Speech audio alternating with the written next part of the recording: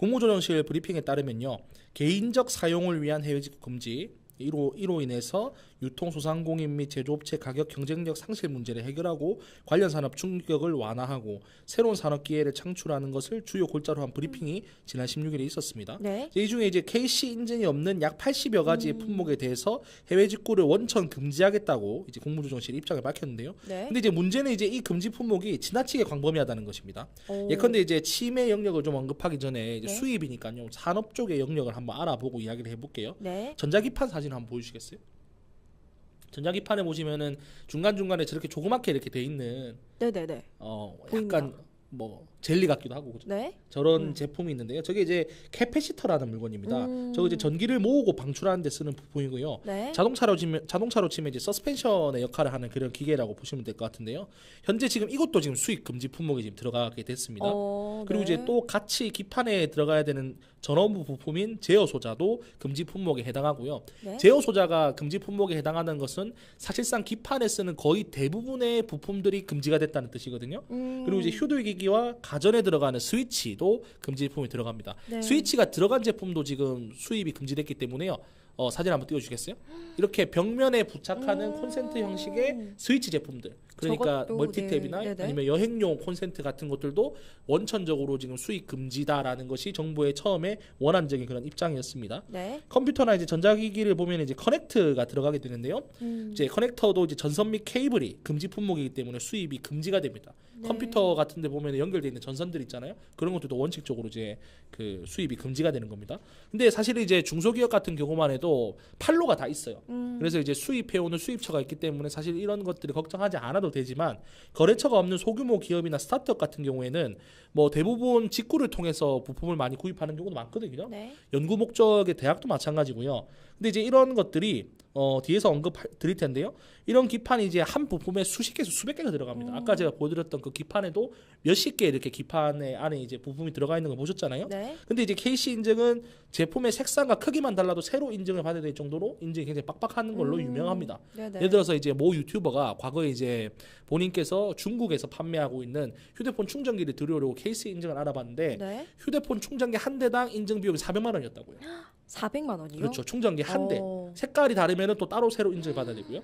이제 그런 식으로 굉장히 빡빡한 기준입니다. 네. 근데 이제 인증 비용이 아까 말씀드렸던 것처럼 아무리 저렴해도 몇십만 원에서 많으면 몇백만 원에 달하는 그런 상황인데요. 네. 근데 이제 과연 이런 식으로 중국에서 들어오는 모든 물건에 대해서 KC 인증을 받아야 된다고 하는 게 말이 안 되는 신기업 거 기조와 정치적 자유주의를 내세우고 있는 이번 정부에서 사실 이게 맞는 말이냐라는 그런 생각이 좀 들고요. 네. 취미의 영역으로 좀 들어가 볼게요.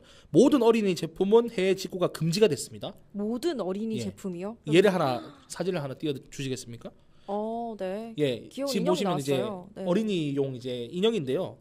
어린이 섬유 제품, 비비탄총, 스포츠 보호용품, 온열 제품, 안경테, 선글라스, 우산, 운동화, 장신구가 들어가는 모든 것들이 지금 수입 금지 품목입니다. 네. 그리고 이게 애매한 게 어린이용 우산과 어른용 우산을 어떻게 구분하느냐. 그렇죠. 사실상 어린이용 부품을 금지하면서 어른들의 취미의 영역 안에 들어가 있는 것도 지금 수입이 금지됐다는 게 지금 문제거든요. 네. 아까 보셨던 것처럼 치이카와라고 하는 브랜드 인형인데요. 치이카와나 일본의 또 살리오 인형 같은 저 그런 인형을, 살리오 인형 그렇죠. 굉장히 많이 모았었었고 그렇죠. 살리오 캐릭터 굉장히 좋아해서 실제로 중국 사이트에서 많이 샀었어요. 그렇죠. 네. 이번에 심지어 이제 문제가 됐던 거는 구체적으로 이런 문제를 조율하기 위해서 열린 관계 장관 네. 회의에서 라쿠텐, 일본의 쇼핑몰이죠. 네네. 라쿠텐의 직구도 원칙적으로 금지하는 내용의 제목을 사용해서 또 논란이 됐단 말이에요. 그 중국만 염두에 두고 하는 이야기가 아니라 네. 해외 직구를 통해서 들어오는 모든 제품들에 대해 가지고 KC 인증을 받아야 된다. 그리고 개인적 사용을 위해서 KC 인증이 없는 제품에 대해서는 수입 인증 허가를 주지 않겠다라는 게 지금 골자예요. 그래서 이런 인형 제품 같은 경우도 이제 수입이 불가능하게 되는 거죠. 그렇네요. 그래서 지금 굉장히 많은 논란이 나왔습니다. 네. 자, 그리고 이제 어른들이 아까 제가 인형을 예시로 들었지만 비비탄총이나 에어소프트 건 같은 취미를 가지고 계신 분들도 있단 말이에요. 네. 이런 분들도 사실은 이게 어린이 제품이라고 할 수는 없죠. 어른들도 즐기는 거니까요. 그렇죠. 근데 이제 국가가 지금 나서서 어린이와 성인의 취미를 규제하는 게 지금 말이나 되는 이야기인가. 아울러 이제 금지 품목 중에 전자제품 중에 금지 품목을 보니까 어항 공기 발생기도 지금 금지 대상이에요. 이거는 지금 이건 어항에 쓰는 건데요? 그러니까 국민들의 지금 그 안전 문제 때문에 지금 걱정이 된다는 게 네. 정부의 주장이잖아요. 근데 어항 그 공기 발생기는 국민 안전과 관계가 없어요. 네네. 이거는 수조용품이기 때문에 네. 물론 뭐 우리가 부차적으로 생각해 보면 공기 발생이 갑자기 폭발해서 뭐 어항이 깨지면은 위험하긴 그렇죠. 하겠죠. 네네. 그런데 직접적으로 사람과 맞닿아 있지 않는 제품에도 지금 수입 금지 규제를 붙이려고 했던 게 저는 문제라고 생각됩니다. 자, 다음 좀 계속해서 이어서 이야기를 좀 해볼 건데요. 네. 지금 관세청 같은 경우에는 이미 몰수품 그러니까 국민들이 국민들께 안전하지 않기 때문에 세관에서 몰수한 제품들을 국고기속 물품으로 넣어놓고 이걸 판매를 하고 있습니다. 쇼핑몰에서. 네네. 그러니까 이것을 이제 물수품, 국고기속 물품 수탁 판매 쇼핑몰이라고 부르는데요. 네. 이미 이제 관세청이 아까 말씀드렸던 것처럼 수익 기준에 미달한 제품들 중에 시장성이 있는 제품들을 수탁 판매를 하고 있는 겁니다. 그럼 이제 이 사이트는 지금 왜 운영을 하고 있냐는 거예요. 그렇죠. 운영을 하면 안 그러네요. 되죠. 네, 국민 맞아요. 안전에 지금 네. 큰 해를 끼치고 있는 건데요. 자, 앞서 말씀드렸던 것을 지금 잠시 정리를 하겠습니다.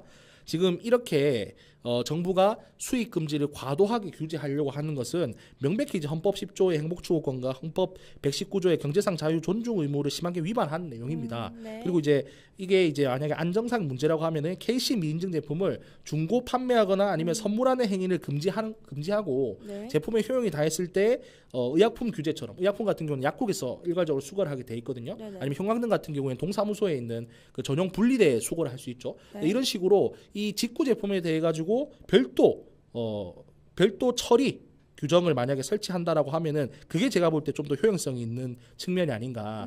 이게 문제가 있다라고 해서 전체 품목 자체를 금지시켜 버리는 것은 이거는 너무 제가 볼 때는 과잉 금지 원칙이다라고 보여지는 거죠. 그리고 이제 다음인데요. 이게 이제 한국과 EU가 맞은 FTA 위반 사항이다라는 지적이 또 있습니다. 네. 이번 이제 금지 품목들이 여러 가지 금지 품목들이 있는데 그중에 좀 되게 이상한 그런 금지 품목이 있는 거예요. 뭐가 있나요? 물수건 개는 기계라는 항목이 있더라고요. 네. 그래서 이제 어떤 분께서 물수건 개는 기계라는 게 도대체 뭘까? 이게 어디서부터 이게 출처가 나와가지고 지금 이렇게 적용이 된 걸까 싶어서 찾아보니까 2012년에 한국과 EU가 네. FTA를 맺으면서 그 비중 관련해가지고 설명하는 설명서에 들어가 보니까요.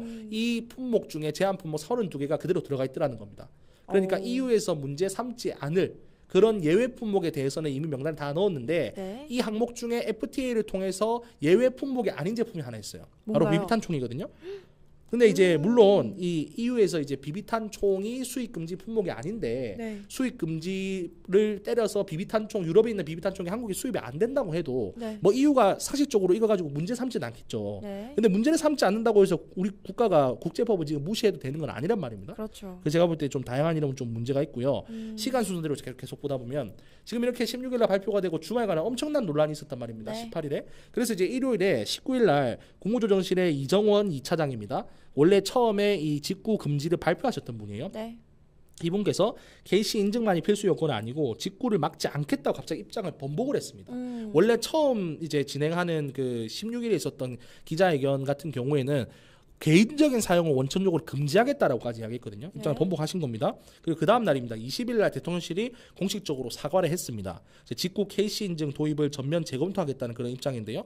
대통령실에서는 이제 국무총리와 매주 하는 회동도 취소할 정도로 크게 지금 국무총리를 질책했다 이렇게 발표를 했고요. 네. 대통령실에서는 이걸 몰랐다라는 입장인데 정무수석 비서관이 지금 이 KC 인증과 관련해서 국무조정실에서 발표를 하기 전에 진행하는 그 관계부처 회의에 들어갔단 말이에요. 그 정무수석 비서관이 들어가는 회의인데 대통령께서 모르셨다는 게 저는 기본적으로 좀 말이 안 된다고 생각을 합니다. 그렇네요. 그리고 이번 회의는 14개 부처의 장차관의 회의에 참여를 해서 그 회의 결과를 통해서 입장을 낸 거란 말입니다. 네. 우리나라 정부 부처가 19개예요. 네네. 그 14개 장차관이 들어갔다는 거는 대한민국 정부 부처가 다 들어갔다는 겁니다. 네. 근데 그렇다라고 하면은 제가 볼 때 이것을 몰랐다는 것은 윤석열 대통령은 지금 허수아비 대통령으로 지금 보고 있다. 아니면 이게 만약에 거짓말을 해도 큰 문제가 있는 거거든요. 네. 이게 참 심각한 문제다. 근데 대통령실은 지금 원칙적인 법률 철회를 안 했어요. 안 하겠다라고만 이야기했단 말이에요. 네. 법률 철회가 곧 백지 철회입니다. 네네. 그래서 법률적으로 철회를 해야만이 지금 이런 논란이 더 진화되지 않을 텐데요. 25일 날에 광화문에서 집회가 또 있다고 합니다. 그래서 네, 4일 뒤네요. 그렇죠. 대통령실에서 이제 구설을 그만 만들어라. 이건 사실 대통령께서 하신 일은 아니거든요. 네. 근데 대통령실과 정부에서 너무 지금 대통령에게 부담을 줄 만한 그런 행동을 많이 하고 있어요. 그래서 갑작스럽게 지금 이런 문제를 왜 점화를 했냐. 그리고 사실 이렇게 비정상적이고 실제로 효용성 없는 내용을 왜 이야기를 했냐는 생각이 들고요.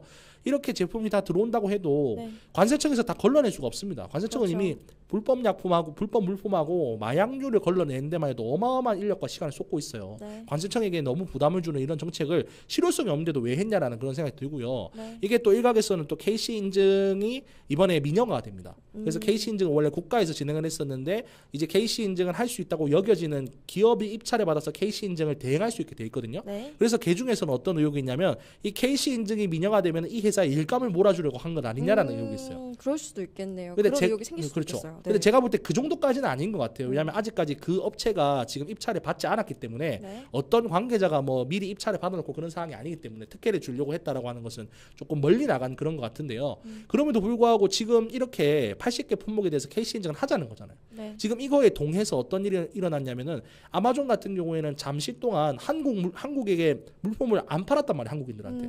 지금 직구 규제를 내 가지고 이 물건을 판매할 수 없다고 판매자들이 한국 IP를 가지고 접속하는 분들한테 물건을 안 파는 일까지 있었단 말이에요. 지금 네네. 많은 혼선이 빚어졌어요. 그럼 이런 상황이면은 KC 인증을 굳이 도입하고 싶다 하시면은 국가에서 KC 인증을 정량적으로 잘 관리를 해서 부담을 줄여주면 되잖아요. 네. 예를 들어 가지고 뭐 예컨대 예를 들어서 뭐 콘센트 하나를 뭐 KC 인증을 받는데 400만 원이라고 하는데 이거 4만 원대로 떨어뜨릴 수만 만약에 있다라고 하면은 다 사용하실 거 아닙니까? 네네. 근데 이것을 민영화줘서 이 KC 인증 업체가 돈을 벌 수 있게끔 그리고 이제 시장 논리에 의해서 가격을 형성할 수 있게끔 발판을 마련해 놓고 이렇게 직구 금지를 사실 이렇게 밀어붙인다라고 하는 것은 좀 석연치 않다 생각될 만한 그런 지점들이 있는 거죠. 네. 이렇게 행정이 진행된다고 보면은 정부에서 추진하는 모든 일들이 대통령과 대통령 측근의 이익과 연결된 것이 아닌가라고 사람들이 생각할 만합니다. 네. 그래서 이 논란은 지금 계속 점화될 것 같고요.